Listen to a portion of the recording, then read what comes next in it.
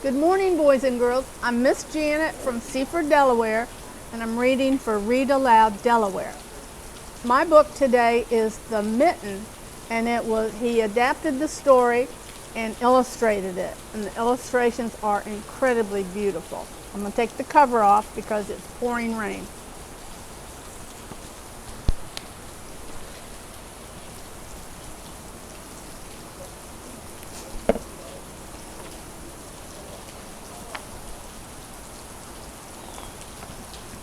Once there was a boy named Nicky who wanted his new mittens made from wool as white as snow. Nicky lives in Ukraine, which is far away and very cold, and you can see it's winter in the story. At first, his grandmother, Baba, did not want to knit white mittens. If you drop one in the snow, she said, you'll never find it. But Nicky wanted snow white mittens, and finally Baba agreed to make them.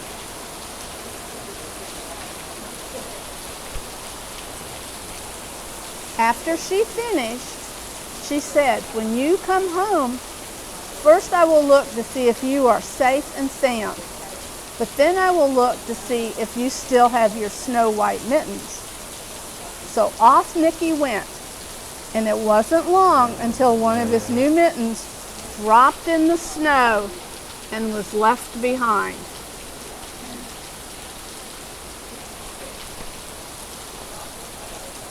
A mole, tired from tunneling along, discovered the mitten and burrowed inside.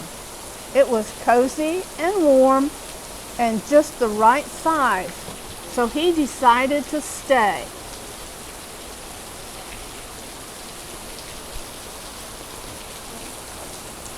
A snowshoe rabbit came hopping by.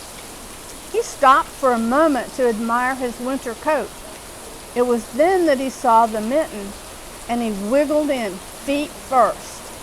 The mole didn't think there was room for both of them, but when he saw the rabbit's big kickers, he moved over.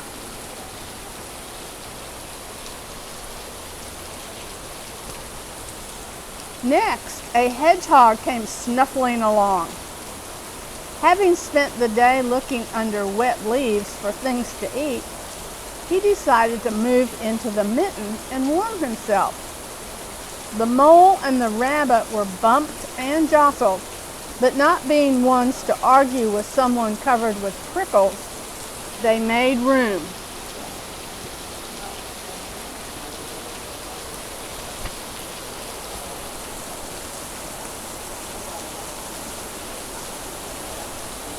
As soon as the hedgehog disappeared into the mitten, a big owl, attracted by the commotion, swooped down. When he decided to move in also, the mole, the rabbit, and the hedgehog grumbled. But when they saw the owl's flinty talons, they quickly let him in.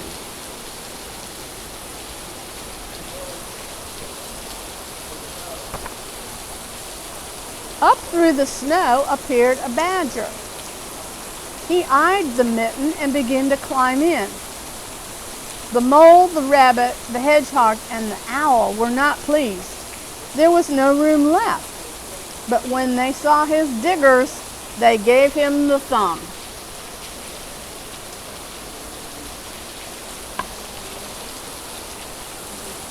It started snowing, but the animals were snug in the mitten. A waft of warm steam rose in the air, and a fox trotting by stopped to investigate. Just the sight of the cozy mitten made him feel drowsy. The fox poked his muzzle in. When the mole, the rabbit, the hedgehog, the owl, and the badger saw his shiny teeth, they gave the fox lots of room.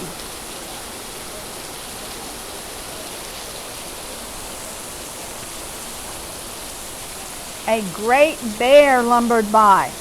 He spied the mitten all plumped up. Not being one to be left out in the cold, he began to nose his way in. The animals were packed in as tightly as could be. But what animal could argue with a bear? The mitten swelled and stretched. It was pulled and bulged to many times its size, but Baba's good knitting held fast.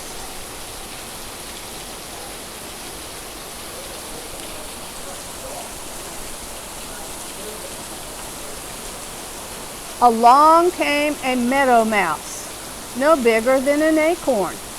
She wriggled into the one space left and made herself comfortable on top of the great bear's nose.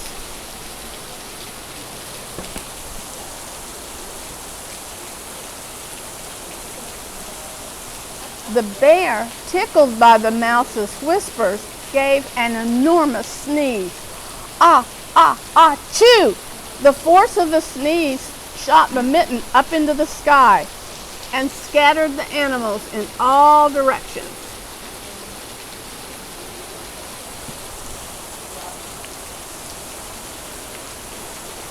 On his way home, Nicky saw a white shape in the distance. It was the lost mitten, silhouetted against the blue sky.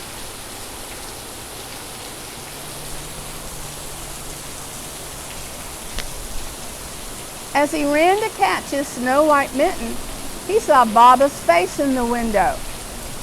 First she looked to see if he was safe and sound, and then she saw that he still had his new mittens.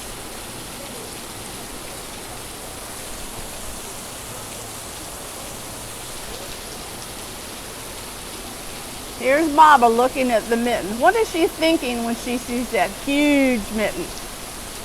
The end.